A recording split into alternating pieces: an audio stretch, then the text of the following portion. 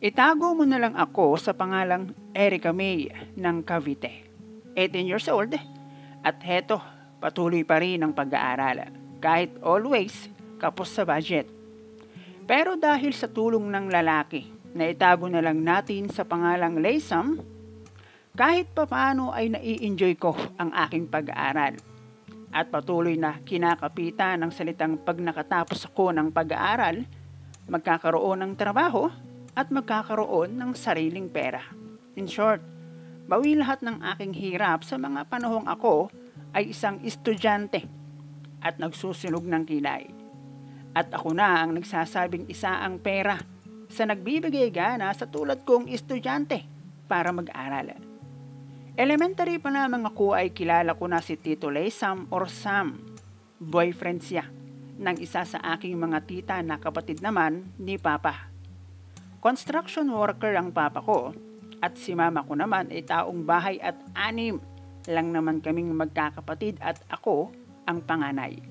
Kaya shout out po sa mga panganay diyan at danas kung gaano kahirap ang maging panganay lalo na sa tulad kong may 5 kapatid. Nakilala ko si Sam bilang isang mabait na tito kung tawagin namin ng mga kapatid ko at ilan sa aking mga pinsan. Kaya naman pag nabisita siya sa aking tita, matik yon. Magkakaroon kami ng pang-ilang araw na baon. Hindi pa kasama ang pamerienda at tanghalian para sa lahat ng nasa bahay ni na Lola. Magkakapit bahay lang kasi kami ni na Lola, kaya abot kami ng grasya na dala ni Tito Sam. At sa aking pag-edad at sa pagtagal sa amin ni Tito Sam, at sa patuloy niyang pagbibigay luwag sa amin, umiidad akong magaan ang loob ko kay Tito Sam at nagsimula ang sikretong komunikasyon ko kay Tito Sam noong ako ay mag-high school at magkaroon ng sariling cellphone. At kung paano ako nagkaroon ng sariling cellphone sa kabila ng mahirap na pamumuhay. Nagkaroon kasi ng pandemic at nang dumating ang Pasko, nagregalo si Tito Sam ng cellphone sa akin. Actually, hindi lang ako ang nabigyan ng cellphone, 4 kami. Kabilang si Lola, pinsan at si tita na jowa ni Tito Sam. At nang magkaroon ako ng Facebook account, ay si Tito Sam ang una kong naging friend. Doon na nagsimula ang sekreto naming pag-uusap nang walang nakakaalam. Dahil autodelete kaagad ako matapos namin ang mag-usap kahit walang kakaiba sa aming usapan. At ako pa mismo ang nagsabing, ako lang dapat ang mauunang mag-chat kay Sam.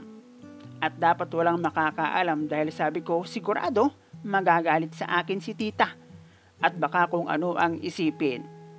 Noong una ay wala lang naman talaga.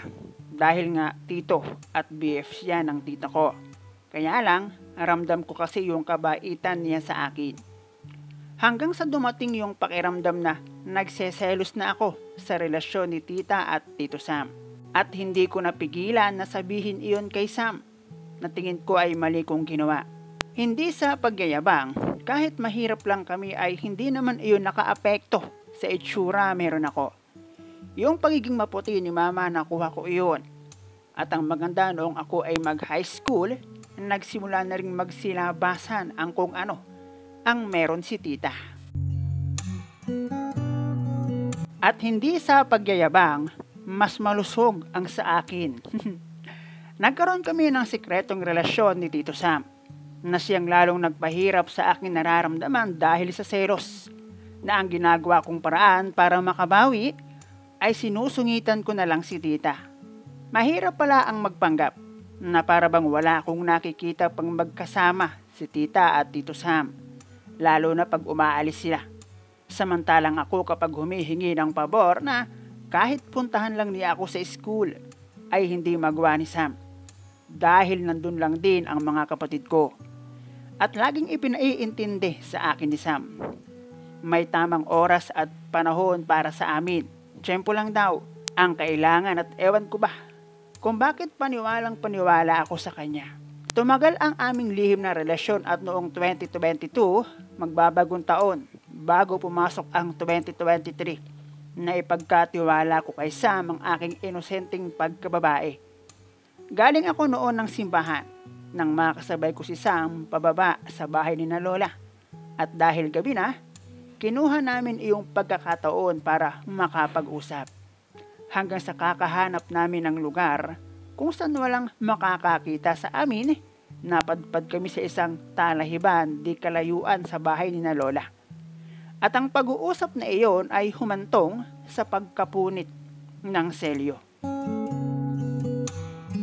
At matapos iyon ay sinabi kong, paano ako? Meron nang nangyari sa atin. Sagot ni Sam, siya ang bahala.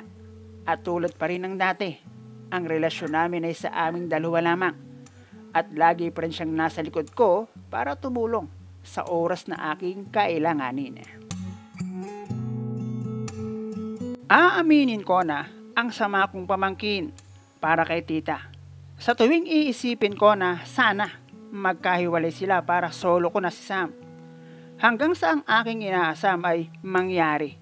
Kaya lang, hindi rin naman makapunta si Sam sa amin. At hanggang ngayon ay sekreto pa rin ang aming relasyon. At kung mag-abot siya sa akin ng pera, ay kanya lamang ipinapadala.